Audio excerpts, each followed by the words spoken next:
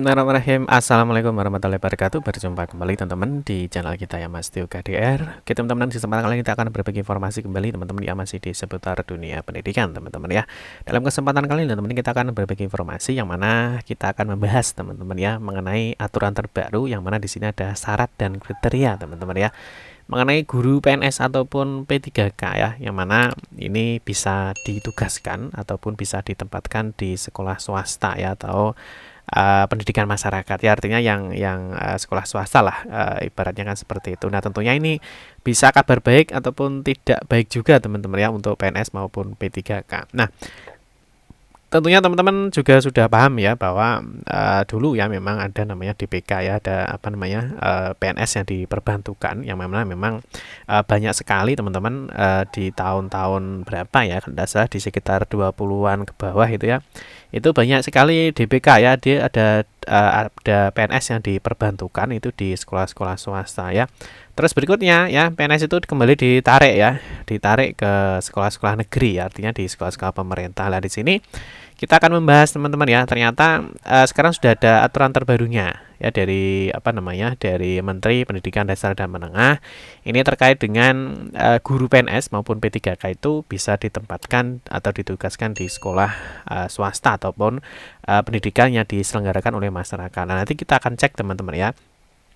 Syaratnya seperti apa, kriterianya seperti apa, terus sekolahnya ya. Jadi selain gurunya ya, selain guru PNS ataupun P3K tentunya ada kriteria sekolahnya itu seperti apa, dan juga ada jangka waktunya itu berapa ya. Jadi jangka waktu untuk seorang guru ASN itu bisa di sekolah swasta itu berapa kali periode ya, istilahnya seperti itu ya.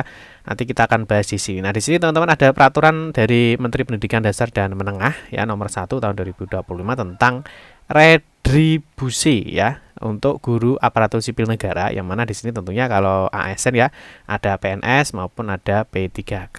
Nah, pada satuan pendidikan yang diselenggarakan oleh masyarakat. Ini tentunya memang sebelumnya sudah santer ya informasi mengenai bahwa ASN itu bisa ditempatkan di sekolah swasta. Ya, nanti kita akan bahas mengenai informasi atau aturan ya mengenai ASN bisa ditempatkan di sekolah swasta ya. Untuk itu teman-teman bisa cek video ini sampai dengan selesai. Baik rekan-rekan semua, kita ingatkan kembali ya bagi kalian yang baru pertama kali ya bergabung di channel ini atau mungkin baru melihat channel ini, jangan lupa ya klik tombol like ya, silahkan klik tombol subscribe dan bunyikan lonceng notifikasinya ya, biar Anda selalu mendapatkan informasi pertama kali dari kami. Bagi kalian suka baca berita, silahkan kunjungi saja di laman resmi kita mastiukdr.com. Di sini kita akan berbagi informasi ya, khususnya di seputar dunia pendidikan. Selamat menikmati informasi dari kami dan semoga informasi ini bermanfaat ya untuk kita semua.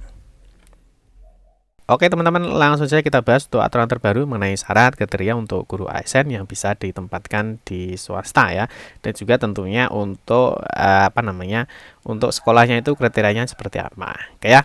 Oke, kita akan bahas untuk peraturan Menteri Pendidikan ya Dasar dan Menengah nomor 1 tahun 2025 ya mengenai redistribusi guru ASN ya. Pada satuan pendidikan yang diselenggarakan oleh masyarakat. Oke, mungkin teman-teman nanti yang belum punya ya untuk surat aturan atau edaran ini, nah seperti biasa lah ya, teman-teman bisa cek saja di laman resmi kita mastiukdr.com. Nanti teman-teman bisa cek mengenai peraturan dari Menteri Pendidikan ini. Oke, yang pertama kita cek dulu, kita akan membahas di poin-poinnya teman-teman ya. Jadi poin-poinnya yang pertama, kita langsung di bab 1 teman-teman ya mengenai ketentuan umum. Yang pertama kita bahas mengenai ASN ya. Jadi ASN itu adalah profesi bagi pegawai negeri sipil dan pegawai pemerintah dengan perjanjian kerja yang bekerja pada instansi pemerintah. Sudah clear ya. Jadi ASN itu ada PNS, ada P3K yang bekerja pada instansi pemerintah ya. Yang saat ini memang poinnya di sini. Terus pegawai negeri sipil yang selanjutnya disingkat dengan PNS, ini tentunya sudah paham ya. Jadi ada PNS, ada pegawai P3K atau pegawai pemerintah dengan perjanjian kerja. Ini poin 1, 2, 3 saya rasa sudah clear teman-teman ya. guru juga sudah clear. Nah, sekarang satuan pendidikan juga sudah clear ya. Jadi satuan pendidikan adalah kelompok layanan pendidikan yang menyelenggarakan pendidikan pada jalur pendidikan formal dalam setiap jenjang dan jenis pendidikan. Nah, sekarang yang kita akan soroti adalah di poin 6 ya. Poin 6 itu kan berdasarkan judulnya ya. Di sini tadi kan berdasarkan judulnya itu adalah redistribusi guru. Arti apa sih artinya dari redistribusi itu apa? Jadi redistribusi ini adalah penunjukan ya, ini ya. Nah, ini yang perlu kita garis bawahi teman-teman. Jadi redistribusi ini adalah penunjukan guru ASN pada satuan pendidikan yang diselenggarakan oleh pemerintah daerah ke satuan pendidikan yang diselenggarakan oleh masyarakat. Nah, dari sampai sini teman-teman harus paham ya bahwa redistribusi itu artinya penunjukan guru ASN pada satuan pendidikan yang diselenggarakan oleh pemerintah. Jadi artinya memang saat ini ASN guru itu memang berada di di satuan pendidikan yang diselenggarakan oleh pemerintah ya. Bahasa cepatnya ya yang di sekolah negeri ya, segitu aja ya teman-teman ya. Nah, di sini akan bisa diredistribusi ya ke satuan pendidikan yang diselenggarakan oleh masyarakat. Kalau mungkin teman-teman ya pahamnya ya di sekolah swasta ya. Jadi ada negeri, ada swasta, itu bahasa mudahnya. Itu teman-teman ya. Nanti untuk poin 7, 8 saya rasa sudah tidak ada masalah. Ya, menteri ya sudah tentunya tidak ada masalah. Nah, terus kita akan bahas mengenai bab redistribusinya. Ya, jadi redistribusi guru ASN yang pertama mengenai sumber daya guru. Yang pertama, ya guru. Nah, ya guru ASN itu jelas ya, ASN itu terdiri dari dua, ada PNS, ada P3K. Nah, guru ASN sebagaimana dimaksud pada ayat 1 adalah ini. Nah, dapat diredistribusikan. Jadi artinya dapat ditunjuk ya, dapat ditunjuk ke pada satuan pendidikan yang diselenggarakan oleh masyarakat. Artinya guru ASN yang di sekolah negeri itu bisa ditunjuk untuk diredistribusi ke sekolah swasta itu ya. Nah, redistribusi guru ASN sebagai dimaksud dalam pasal 2 ayat 2 ya, pasal 2 ayat 2 mempertimbangkan data kebutuhan guru pada satuan pendidikan yang diselenggarakan oleh pemerintah daerah. Artinya kan tetap mengecek di sekolah negerinya itu kebutuhannya seperti apa. Dan masyarakat yang diperoleh dari data pendidikan kementerian ini tentunya dari Dapodik. Jadi ya, jadi data pokok pendidikan kementerian tentunya sumber datanya adalah Dapodik. Ya, bisa dilihat di mana? Di kebutuhan guru. Nah, ya kan. Jadi nanti di kebutuhan guru apakah di sekolah A itu gurunya berlebih apa tidak? Apakah gurunya kurang apa tidak? Ya, baik sekolah A maupun sekolah B. Ya, jangan sampai nanti ketika di sekolah A misalkan sekolah negeri ya, ketika dipindah ke sekolah B ternyata di sekolah A-nya ini kekurangan guru. Itu juga nanti tentunya ndak harmonis tentunya ya.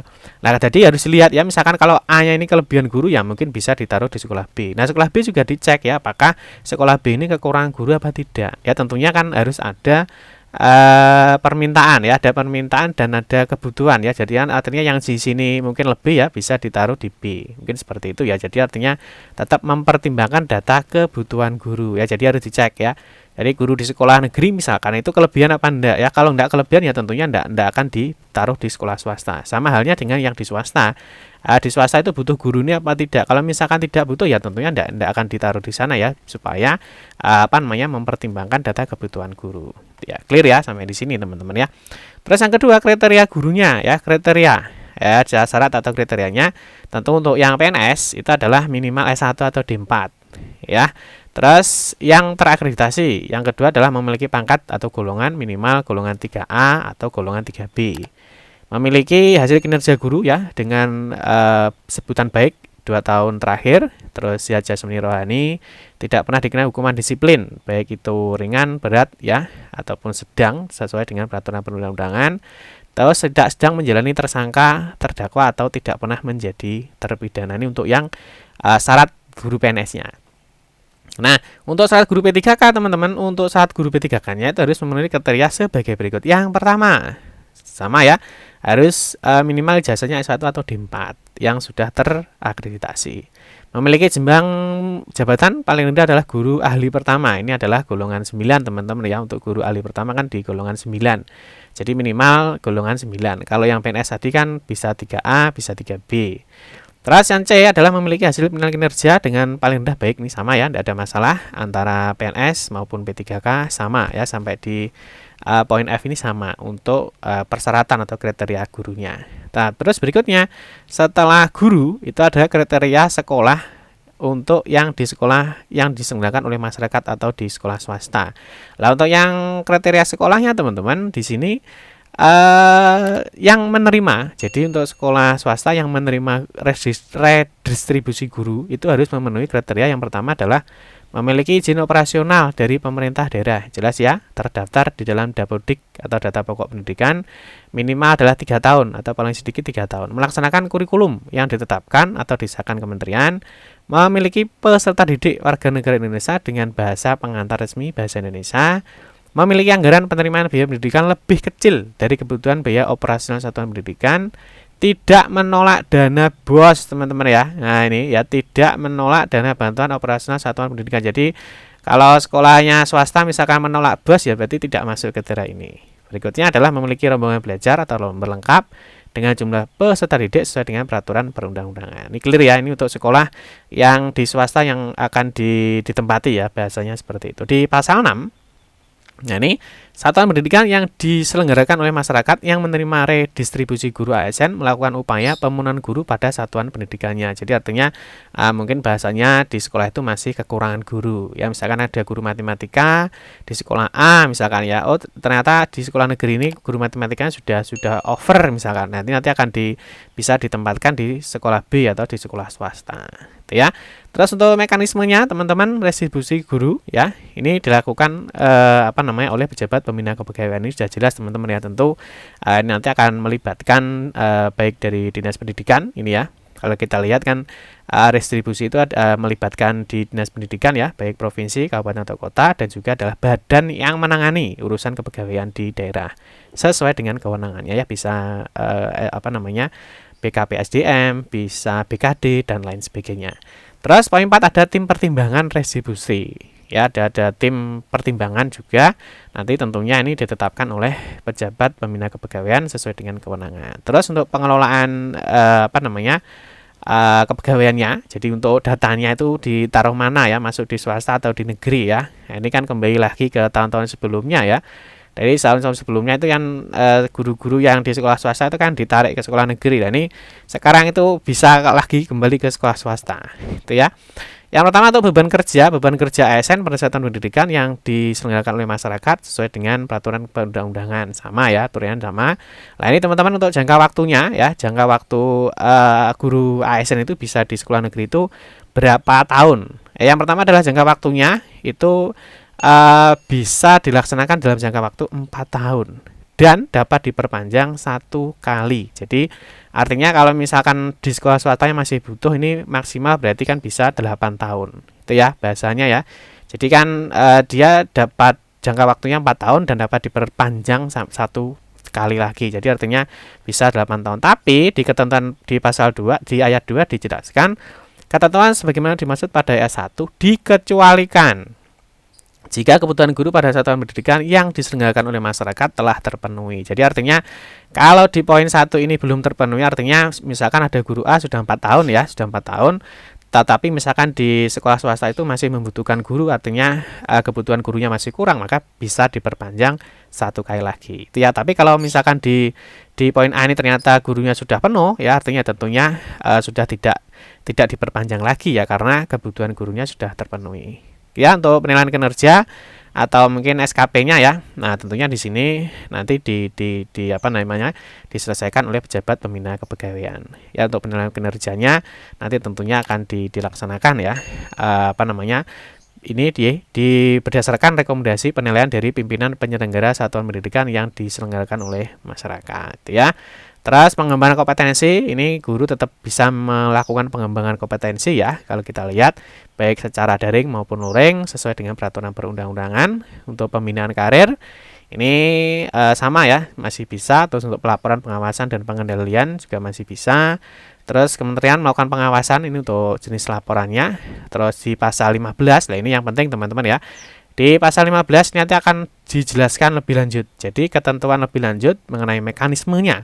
Jadi mekanisme seperti apa mengenai redistribusi guru ASN nanti akan diatur dalam petunjuk teknis yang ditetapkan oleh menteri. Jadi nanti dari peraturan ini nanti biasanya nanti ada turunannya. Jadi ada turunnya, ada juknisnya. terkait dengan bagaimana sih mekanisme untuk redistribusi guru ASN itu. Oke teman-teman, untuk terakhir peraturan ini berlaku ya atau diundangkan mulai sejak peraturan ini berlaku pada tanggal diundangkan. Kalau kita lihat tanggal diundangkannya di sini teman-teman ya. Jadi diundangkan di Jakarta pada tanggal 16 Januari 2025 ya, artinya per 16 Januari untuk peraturan ini sudah berlaku. Tapi nanti untuk mekanisme untuk petunjuk teknisnya nanti kita akan menunggu ya berdasarkan di pasal 15. Oke teman-teman, mungkin itu saja yang informasi yang dapat kami sampaikan. Semoga informasi ini bermanfaat. Mohon maaf jika ada salah kata dalam memberikan informasi dan penjelasan. Kita berjumpa kembali di video-video berikutnya. Saya akhiri, wassalamualaikum warahmatullahi wabarakatuh.